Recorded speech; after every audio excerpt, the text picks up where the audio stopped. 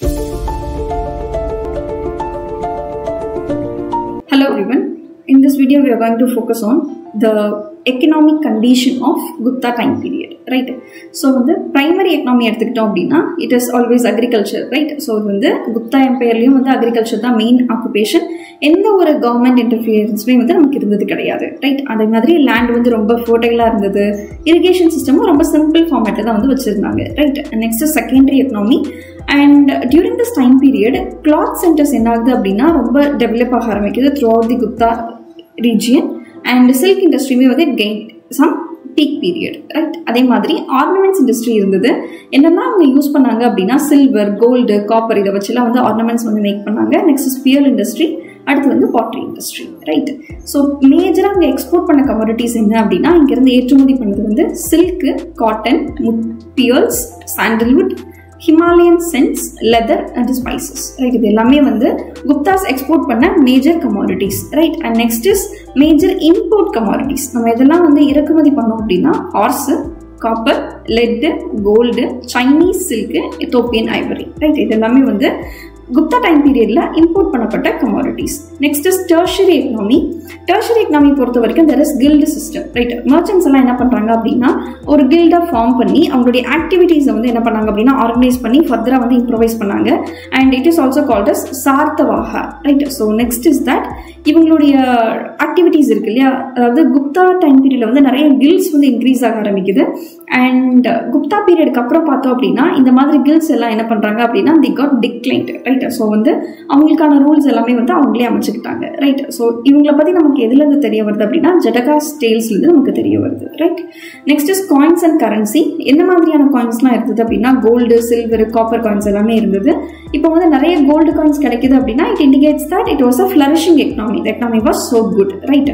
And next thing is that ஒரு காயினில் it has been டெபிக்டிங், அதாவது கருடா வந்து சந்திரகுப்தா காலகட்டத்தில் இஷ்யூ பண்ண காயின்ஸ்ல வந்து there are images of Garuda and snake, right? and அதே மாதிரி சமுத்திரகுப்தா வந்து வீணா பிளே பண்ற மாதிரி ஒரு நமக்கு வந்து காயின்ஸ்ல வந்து டெபிக்ஷன் இருக்கு. அதே மாதிரி அவருடைய இன்ட்ரெஸ்ட் வந்து நமக்கு தெரிய வருது இதுல இருந்து, ரைட்?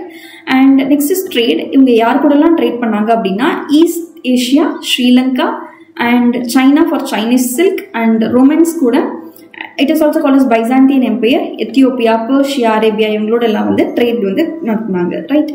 மேஜரா எக்ஸ்போர்ட் பண்ணது வந்து cotton clothes from Bengal, silk from Banaras, spices and sandalwood from south India, indigo from Bihar, scent of Himalayas, leather good for ஐஎன் ப்ராடக்ட்ஸ், ஐவரி, பியூல் இது எல்லாமே வந்து எக்ஸ்போர்ட் பண்றாங்க, ரைட்?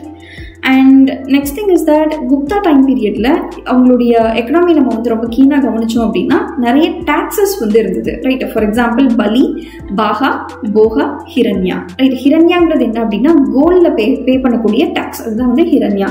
ஹிரண்யாங்கிற வேர்டுக்கான மீனிங் வந்து it is gold. So Hiranya is a tax which is paid in gold, right? Next is போகா.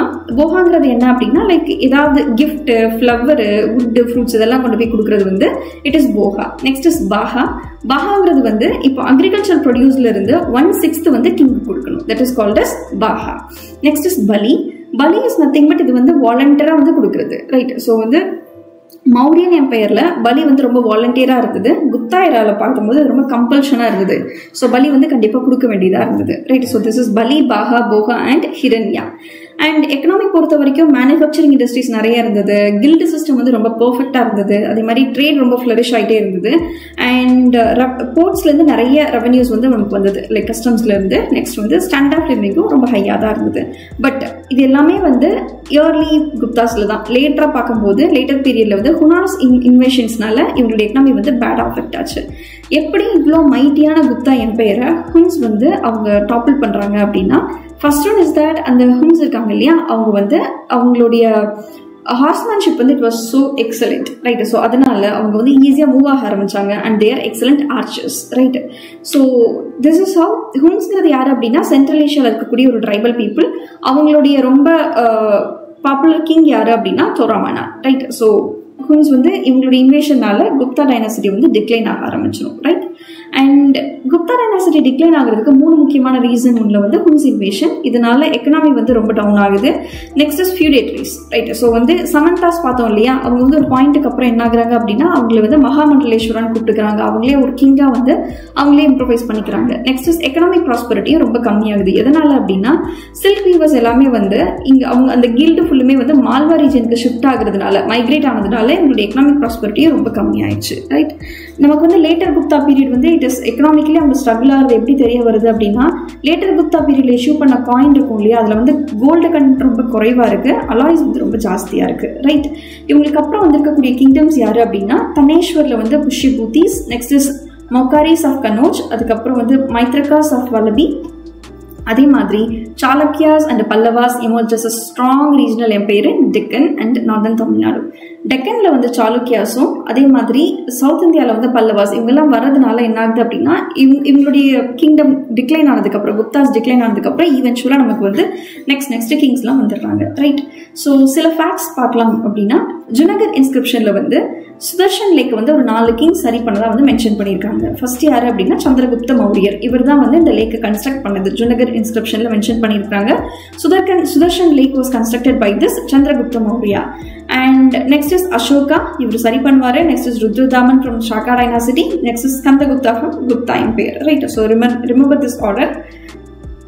That's it for today, right? So we have completed Guptas. நான் ஒரே ஒரு சாப்டர் மட்டும் தான் இருக்கு. We'll be concluding this ancient India, right? Thank you.